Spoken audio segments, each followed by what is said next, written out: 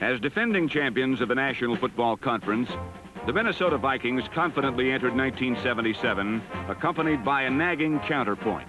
Though 3 NFC crowns in 5 seasons proved them to be the giants of their kingdom, skepticism concerning their continued rule was flourishing. Those who spread such thoughts cited the young, improving Chicago Bears and Minnesota's advancing years, then produced their strongest point.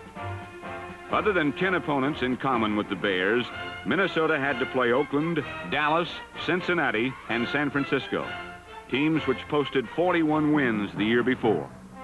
Chicago, on the other hand, would oppose New Orleans, the New York Giants, Kansas City, and Houston, teams which collectively totaled only 17 wins 1 year earlier. Add Minnesota's loss in Super Bowl XI, and critics seemed to have a case. Yet the Vikings themselves knew better. The suggestion that has been made that after having lost 4 Super Bowls that, the Vikings have had it. Of course, that suggestion was made, I think, 3 times before. Each time we've come back and won our division the next year, I don't think it's any less likely that the same thing will happen this year. People forget what it takes to get to the Super Bowl, and they kind of make predictions or make judgments of teams through the Super Bowl. And they don't realize that only 2 teams play the Super Bowl, 26 others watch you on TV. We aren't by any means losers. We win consistent. And so I'd just like to say that to all the so-called experts that I'd like to see them do their homework, and we'll be back there again. On a Sunday evening in Dallas, these men stood only 1 game away from their promise. But in the NFC Championship, the world champion-to-be Cowboys would spin a concluding chapter to a remarkable Viking tale. Minnesota's presence in the NFC Championship confirmed this squad to be one of pro football's 4 best. That they were, against such competition and such odds, proved once again the Minnesota Vikings are a team for all times, a team for all seasons.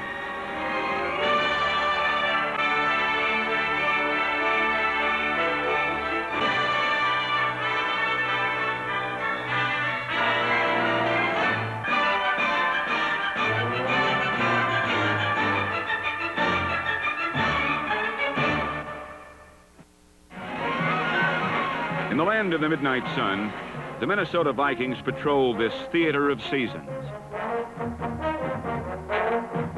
Their domain, Metropolitan Stadium, can offer blue skies in September. But by November, opponents know it can quickly turn cold and foreboding. Such conditions, wherever found, favor no one. But Viking philosophy is such they never expect to feel comfortable. Football is not a comfortable game.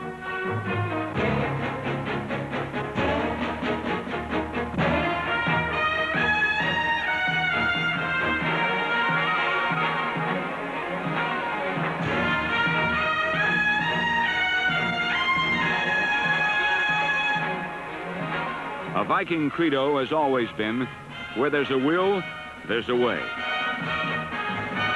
And more often than not, an effort such as this one by number 43, Nate Wright, has resulted from a fixed team belief.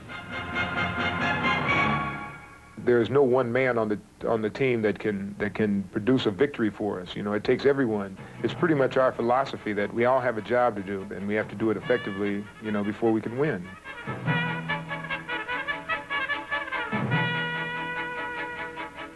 '77 saw many Vikings doing their job. One was wide receiver Ahmad Rashad, whose 51 catches led the NFC. Rashad's aerial acrobatics were matched in style by the pinwheel runs of Chuck Foreman, number 44.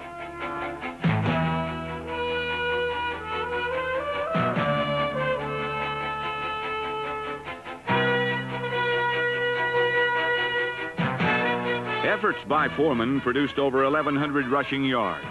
And with the NFL's most prolific quarterback at the helm, Fran Tarkenton, there was little question that Minnesota's offense could parade with the NFL's best as 1977 began.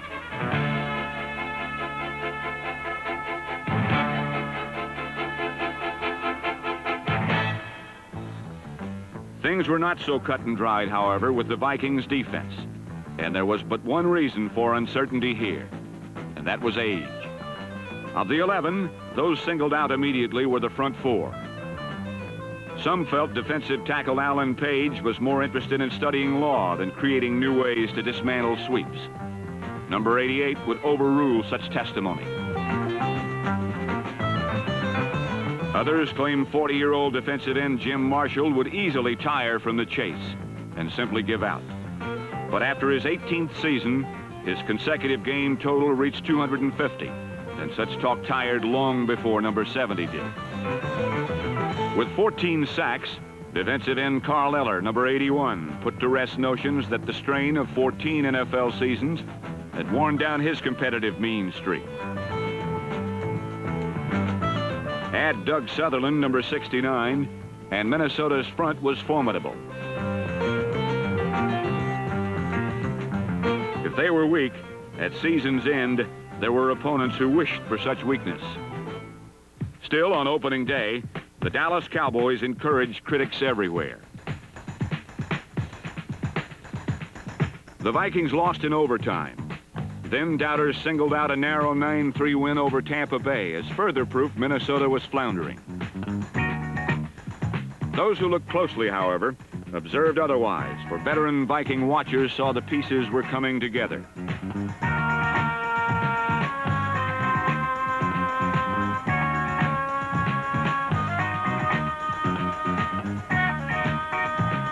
Beating the Buccaneers, the newest member of the NFC Central, especially satisfied head coach Bud Grant, for he has always maintained the success of any season first begins with Viking domination of their own division.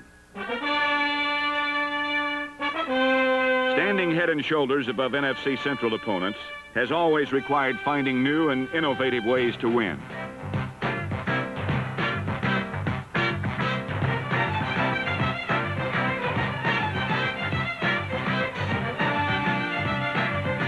So it was that on successive Sundays, Detroit was outmaneuvered and Green Bay overrun.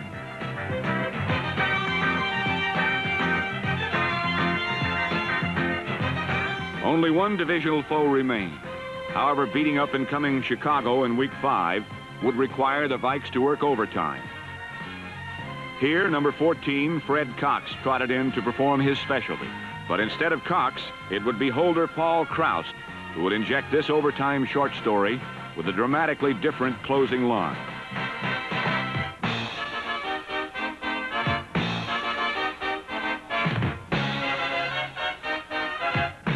This 22-16 victory finalized an early season Central Division sweep. With their record now at 4-1, a team for all seasons had cleared up some early misconceptions.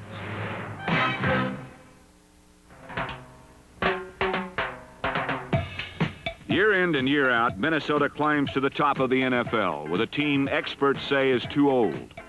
But while it's true the roots of their winning tradition wind back to the 60s, today there are also many young players like Sammy White who fearlessly uphold the Viking standard.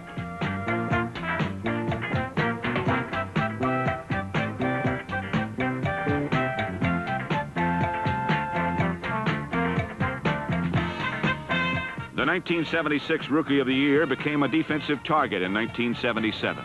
Yet Sammy's all-out drive for the ball was never affected as number 85 averaged almost 19 yards per reception and led the NFC with 9 touchdown catches.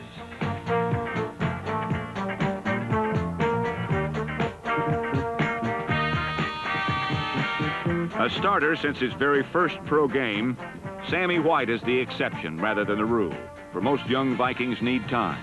Indeed, it took 4 years for linebacker Fred McNeil to crack the starting lineup and join middle linebacker Jeff Seaman. Both continue to fill much-needed special team duties, along with such players as snapper Doug Dumler, Manfred Moore, Scott Studwell, Nate Allen, James White, and Mark Mullaney, number 77. Punter Neil Claybo puts the ball in play, and these are the men who make Minnesota's bomb squad special.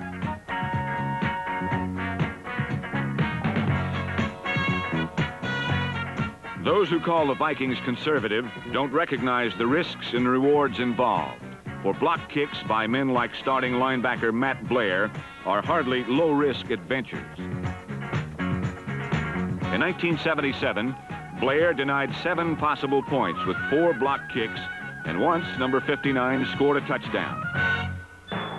But after winning 4 of their first 5, the initial signs of an oncoming storm were viewed upon the horizon. The season would not be easy from this time on.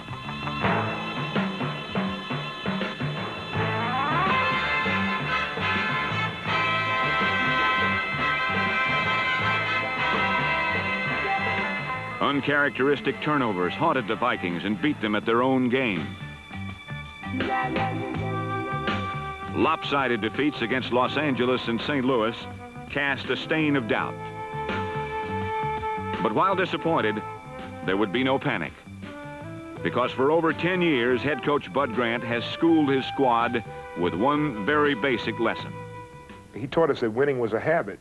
We had the spirit or the esprit de corps or the togetherness before Bud came, but he put it all together and made us a winning football team. Bud's low-key approach overshadows his highly competitive nature. Minnesota owns more victories than any other NFL team during the 70s. And to Bud Grant's credit, even when opponents know where the Vikings are heading, they have difficulty stopping the men in purple.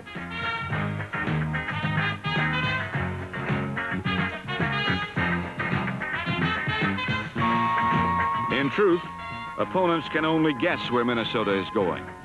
Because once Fran Tarkenton gets his hands on the ball, the only thing for certain is that it will probably end up somewhere downfield.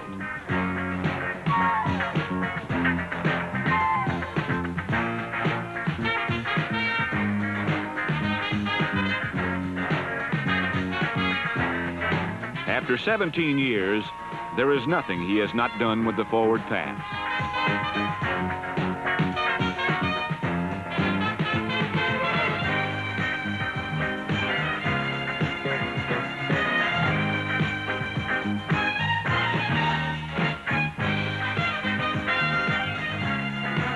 Whether improvising with a touchdown toss to tight end Bob Tucker or spontaneous with a scoring pass to old reliable Stu Voigt, there was little question if the Vikings were to shake free of a midseason slump, Fran Tarkenton would be the man doing the shaking. Against Cincinnati in the season's 9th week, Fran Tarkenton gathered the Vikings for a dramatic push toward the playoffs.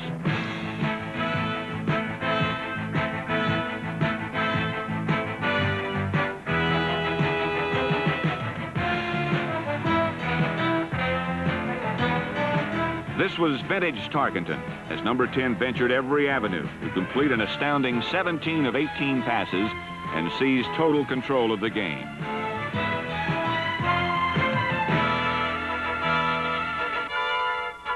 No one who witnessed such a showing, however, could have envisioned the strange turn of events to follow.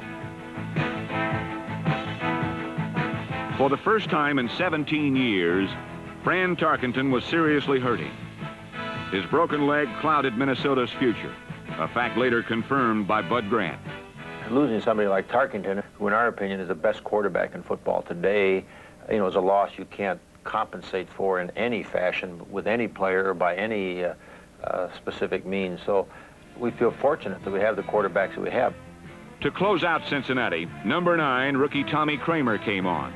But when an early break went against the young quarterback, an uncharacteristic explosion turned a negative situation into a positive one. There happened to be a play that happened right at my feet that I did see, assuming that then we had the first down and finally one of the officials come in and signaled incomplete pass. Well, I figured if they'd seen that, they would have signaled it immediately, but they didn't, obviously, because it was a completed pass, and I felt that I was justified in trying to vent my excitement at that time because I did see the play right at my feet. Grant triggered a fourth-quarter chain reaction that concluded in the Minnesota end zone. Tommy Kramer fired his first pro touchdown pass, and number 33, Brent McClanahan, scored twice, as Minnesota rolled to their most impressive showing of the season.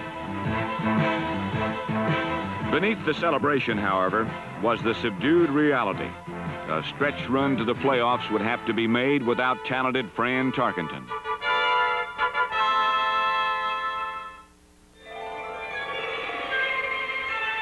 The Vikings entered Chicago's Soldier Field, totally aware that a victory over the division-challenging Bears meant controlling Walter Payton.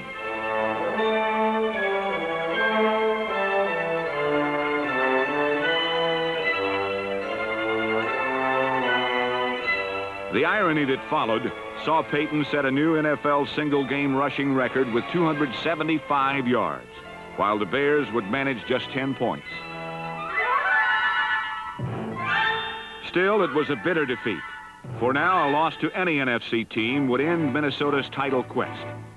Against Green Bay, it took a goal line interception by Bobby Bryant on the last play to keep the Vikings on course. But the next Sunday against San Francisco, Minnesota was facing total elimination with but 12 minutes remaining.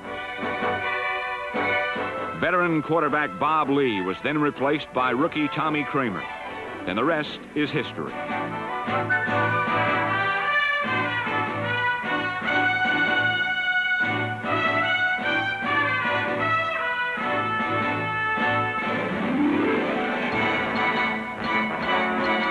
With 1 minute and 47 seconds remaining and 69 yards away from victory, the rookie played out his storybook role to perfection.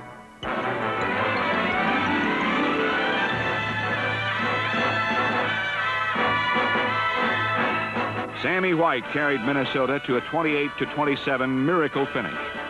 The Vikings had salvaged their title hopes, and in a complicated scheme of playoff possibilities, it suddenly became as simple as this: beat Detroit in the season's final week, and a 5th consecutive NFC Central title would belong exclusively to the Minnesota Vikings.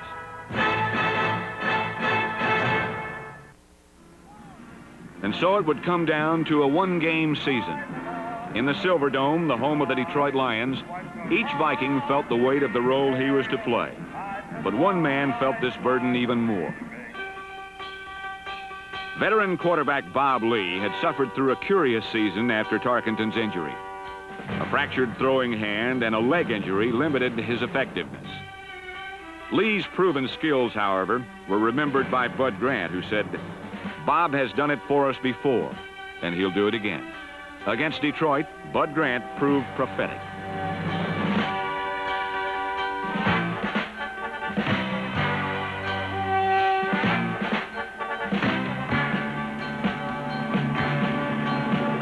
Bob Lee completed 11 passes for over 200 yards. 8 of these found number 28, Ahmad Rashad. Number 44, Chuck Foreman, topped 100 yards and scored 2 touchdowns. Bob Lee filled in with 2 more on passes as Minnesota beat Detroit 30-21 to at last cradle the Central Division crown.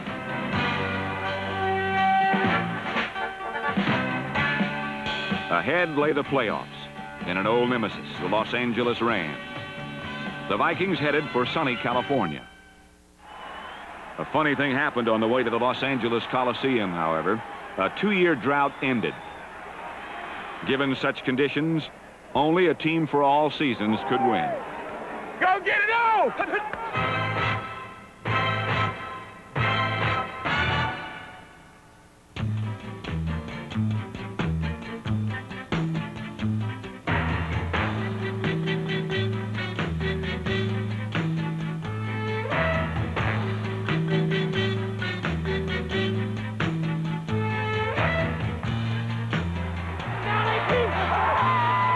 A critical 7-point advantage resulted from the first Viking possession, and then the so-called old men took over. Come on, defense! Shut him out! Come on, Moose! Come on, Moose! Pick one off Skinny Minnie.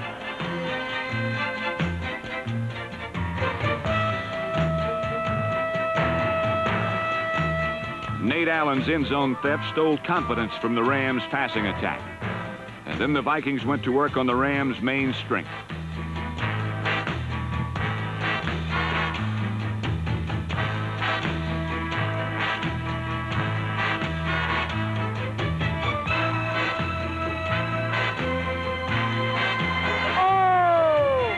Minnesota was controlling the game, and by the 3rd quarter, Los Angeles was choking in the mud.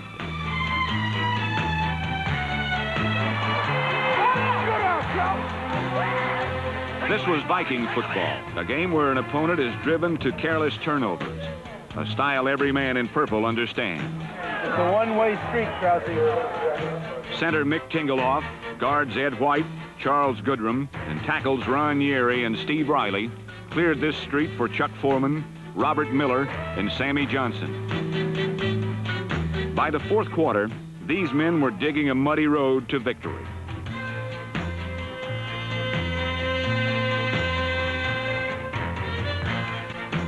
All right, now we going for the win.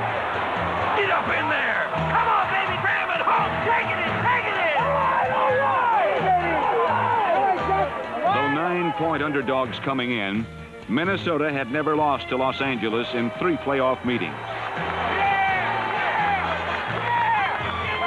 When the 14-point lead dwindled to 7 in the game's final minute of play, the Vikings were suddenly hanging on for their playoff lives. Hey, don't give up no touchdown. Come on, Jim. Come on, Jim. Let him burn that clock up, baby. Don't let him score anything cheap, that's all. From their own 31, only 7 seconds remained. Come on.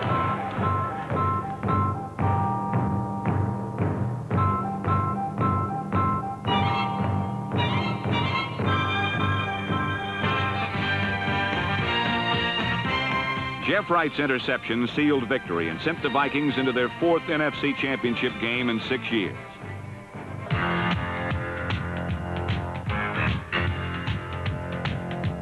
For the Minnesota Vikings, 1977 was for proving they were good enough to become champions again. When preseason polls appear for 1978, don't be surprised if the Vikings are not favorites. They'll probably be described as too old, over the hill, while opponents will have the edge because of youth, speed, and scheduling. Judging these assessments from past years, and especially 1977, you can again look for this team come playoff time.